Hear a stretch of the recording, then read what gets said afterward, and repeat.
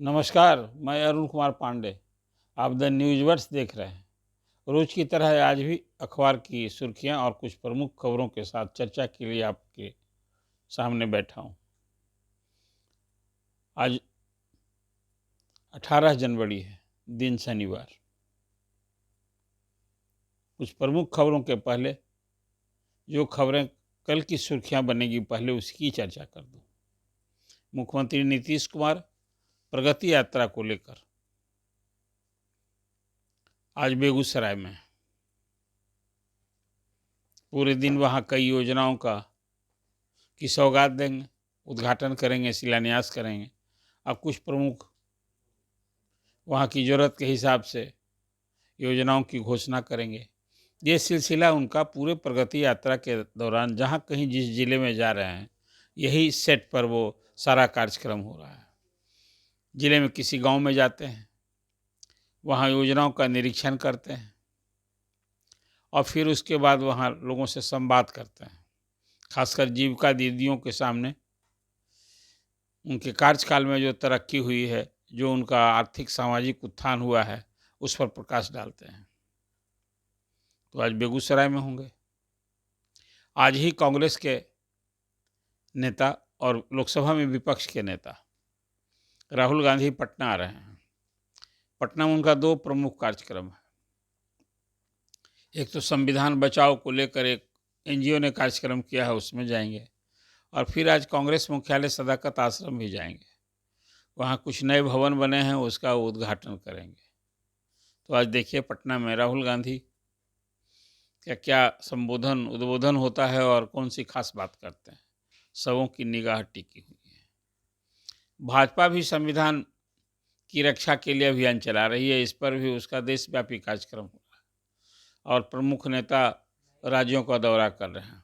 इसी सिलसिले में बिहार में अमित शाह, राजनाथ सिंह और एक और केंद्रीय मंत्री श्री चौहान भी बिहार दौरे पर आने वाले हैं। अभी डेट तय नहीं हुआ है, लेकिन पटना, गया और दरभंगा में इनका कार्यक्रम होगा, ये तय हो गया है। तो ये आपके लिए खबर है। 31 जनवरी से संसद का बजट सत्र शुरू होने जा रहा है। आप जानते हैं कि हर साल संसद या विधानसभा की जो प्रथम बैठक होती है, उस संसद की बैठक राष्ट्रपति के अभिभाषण से और विधानसभा की बैठक राज्यपाल के अभिभाषण से शुरू होती है। First sitting of the session और नए सेशन की पहली बैठक, यही संवैधानिक व्यवस्था है। तो 31 जनवरी से संसद का सत्र शुरू होगा और 1 फरवरी को केंद्रीय बजट पेश होगा। वित्त मंत्री निर्मला सीतारमण लगातार 8वीं बार बजट पेश करने का इतिहास रचेंगे। अब तक किसी वित्त मंत्री को कोई 8 बार बजट पेश करने का अवसर नहीं मिला है। तो ये तो 1 फरवरी को बजट आएगा और इस बार के बजट में एक लोगों को उम्मीद बंधी है कि खासकर इनकम टैक्स में निश्चित रूप से इस साल कुछ छूट मिलेगी। तो ये जो होने वाली खबरें हैं वो आपको चर्चा की है। अब जो अखबार की कुछ खास सुर्खियां बनी हैं, जरा उसकी भी चर्चा कर लें।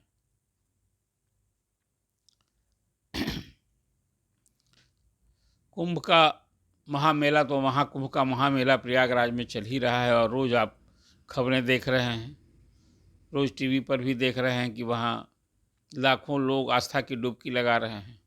अब सब की निगाह मौनी अमावस्या पर टिकी है। मौनी अमावस्या के रोज़ तो सच पूछिए भीड़ का विश्व रिकॉर्ड टूटने वाला है।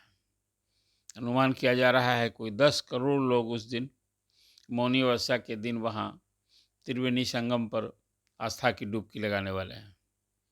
और उसमें है ना कि गंगा स्नान करके उस समय मौन रहकर स्नान किया जाता है और इस तरह के अमावस्या स्नान पर लोगों की एक मान्यता है कि लोगों को मोक्ष प्राप्त होता है।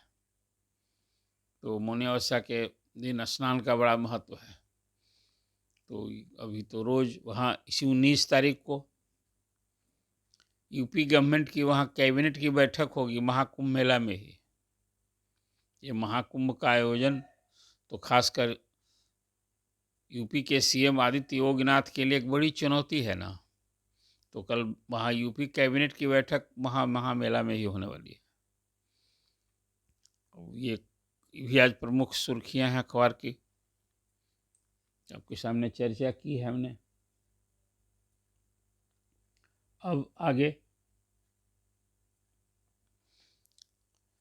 बिहार की मंत्री हैं रेणु देवी, जो उप मुख्यमंत्री थी पहले। अब उनके भाई रवि को लेकर के सच पूछिए ये सरकार की भद पीट रही है। और जो आप कहते हैं जंगल राज, उसका एक उदाहरण उनके भाई जो हैं वहाँ उनकी रंगदारी और भी क्राइम में उनकी संलिप्तता, उसके भाई की जो तब सामने आई है, तो वहाँ की पुलिस, बेतिया की पुलिस कोर्ट से वारंट ली है और रेणु देवी के उसके घर पर कोर्ट का वो नोटिस चिपकाया जाएगा और उसके बाद कुर्की जब्ती की कार्रवाई होगी। एक आरोप है कि किसी से वो ज़मीन रजिस्ट्री कराने के लिए, लिखवाने के लिए जबरन पिस्तल के बल पर एग्रीमेंट करा लिया और पत्नी के नाम से। तो दोनों रवि और उसकी पत्नी के खिलाफ वारंट जारी किया गया है। इसको लेकर तेजस्वी यादव ने एक दिन बाज़ाब्ता जिसकी ज़मीन जबरन लिखवाई गई थी उसका वीडियो वायरल किया था और सवाल उठाया था कि क्या हो रहा है। कहने के लिए सुशासन का दम भरा जाता है, लेकिन जंगल राज तो इसी को कहते हैं। तो ये भी अखबार की सुर्खियां हैं कि रेणु देवी के भाई पर वारंट हुआ है और वो फरार चल रहा है। चर्चा तो थी कि वो कोर्ट में सरेंडर करना चाहता है, तो पुलिस उसके पहले उसे गिरफ्तार करना भी चाहती है। तो आज ये भी एक अखबार की सुर्खियां बनी हुई हैं जो आपके लिए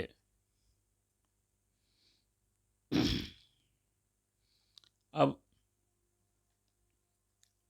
बड़ा रोचक है।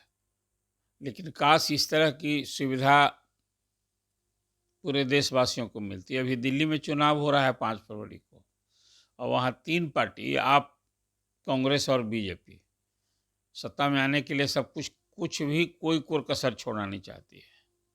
तो वहाँ रेवड़ियाँ बांटने का एक समझिए कि पूरा अभियान चल रहा है।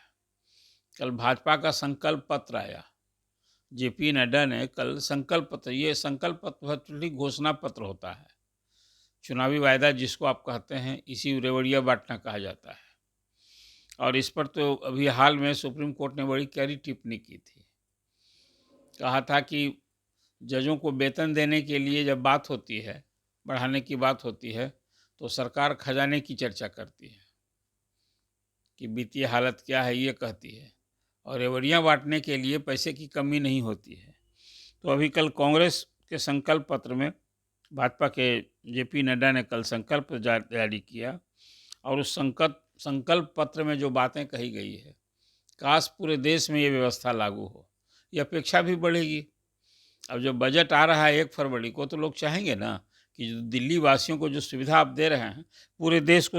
अभी तो 80 करोड़ परिवार को मुफ्त अनाज बरसों से मिल रहा है। ये पूरे अभी इस कार्यकाल में भी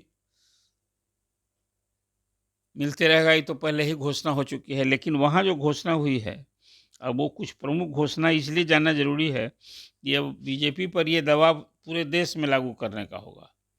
तो वो क्या हुआ है, अब उसमें कहा है कि भाई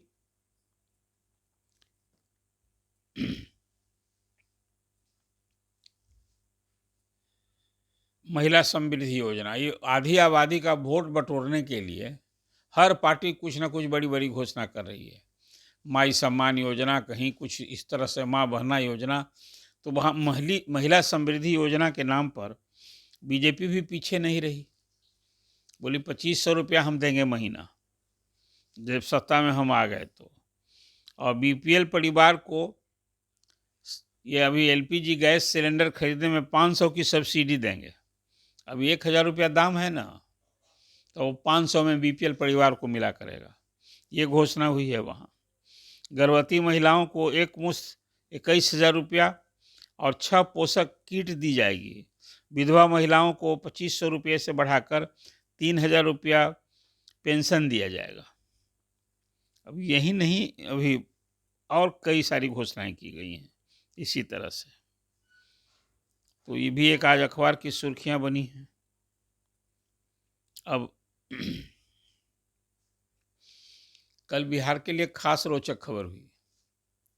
मुख्यमंत्री अपने बेटे निशांत के साथ कल बख्तियारपुर गए हुए थे। वहाँ मुख्यमंत्री के पिताजी स्वतंत्रता सेनानी थे राम लखन सिंह, और कई शील भद्रिया जी एक्स MP हुए वहाँ, और कई वहाँ बख्तियारपुर के स्वतंत्रता सेनानियों की वहाँ मूर्ति लगी है। तो सब पर कल पुष्पांजलि श्रद्धांजलि देने गए थे, और उसमें निशांत भी गए थे। तो निशांत को मीडिया वालों ने घेर लिया। तो निशांत ने कल मीडिया वालों से बातचीत की और अपने पिता नीतीश कुमार के लिए वोट मांगा। कहा कि भाई वो तो अच्छा काम कर रहे हैं, हम तो लोग से आग्रह करेंगे कि फिर उनको जितावें, वोट दें। तो कल ये अखबार की सुर्खियां बनी रही, पूरे दिन चर्चा होती रही, और लोग अभी कहने लगे कि क्या वो राजनीति में निशांत आएंगे। तो इस सवाल को टाल गए। कल ये शायद पहली बार इस तरह से निशांत ने अपने पिता के लिए वोट समर्थन देने की अपील की कि वो अच्छा काम कर रहे हैं तो वोट देना चाहिए। अब ये भी एक सियासत इस पर होने, कई लोगों की प्रतिक्रिया आने लगी। और कल लगे हाथ मीडिया वालों ने पूछ दिया लालू जी के बड़े सुपुत्र तेज प्रताप से, तो वो तो कहा कि निशांत तो अभी राजनीति में ना समझ है। लेकिन सियासी गलियारे में भी चर्चा होने लगी है कि भाई क्या निशांत राजनीति में आएंगे। हालांकि बात तो बहुत दिनों से चर्चा हो रही है, लेकिन नीतीश कुमार जब खुद राजनीति में परिवारवाद के कट्टर विरोधी हैं, यही उनका USP है कि भाई अभी इतने लंबे काल से, कोई 17-18 साल से पावर में है, तो अभी बेदाग छवि है उनकी। लालू जी की तरह वो छवि के मामले में बेदाग हैं, अभी विवादास्पद नहीं हो गए हैं। और परिवारवाद, ये भ्रष्टाचार और परिवारवाद दो आम राजनेताओं को, जो सियासी राजनीति में लोग हैं, बहुत सारे लोग नहीं हैं, लेकिन नीतीश कुमार इस मामले में धनी है कि उनकी बेदाग छवि है और परिवारवाद से भी दूर है। तो अब निशांत को अपने वो राजनीति में लाएंगे, ये तो अभी एक सवाल है कि लाएंगे क्या। लेकिन कल निशांत ने अपने पिता के लिए वोट मांग करके एक राजनीतिक हलचल तो पैदा कर दी, और ख़ास करके नीतीश परिवार में और जदयू में बहुत सारे लोग हैं जो चाहते हैं कि भाई निशांत भी राजनीति में आ जाए, तो नीतीश कुमार की राजनीतिक विरासत संभालेंगे तो जदयू ही बच जाएगा। अभी तो नीतीश कुमार की उम्र और उनकी सेहत को लेकर एक चिंता की बात तो होती है ना। तभी तो जन स्वराज के संस्थापक प्रशांत किशोर ने अभी कल ही कहा कि नीतीश कुमार का मेंटल हेल्थ का चेकअप होना चाहिए। खैर, ये कल एक निशांत का जो बयान दिया गया, ये भी एक बड़ा चर्चा का विषय रहा। और अंत में एक शंकराचार्य ने फिर एक विवाद का बयान दे दिया। कहा कि साईं और संतोषी माता की पूजा सनातनी को नहीं करना चाहिए, ये अपूज्य हैं, ये देवता नहीं है। कि सनातनी लोग, हिंदू लोग लोभ में, लालच में जो पूजा करते हैं, ये गलत कर रहे हैं। तो ये इस तरह का एक बयान दे के कल वहाँ प्रयागराज में संतों का, साधु संतों का वहाँ धर्म संसद का आयोजन हो रहा है। वहाँ लोग अपना संबोधन करते हैं। तो कल इसी में कल वहाँ शंकराचार्य का ये संबोधन हुआ है धर्म संसद में। तो ये भी है कि भाई कि साईं और संतोषी माता की पूजा सनातनियों के लिए नहीं है, यह दोनों अपूज्य हैं, इसलिए इनकी पूजा करके हिंदू खुद का अहित न करें।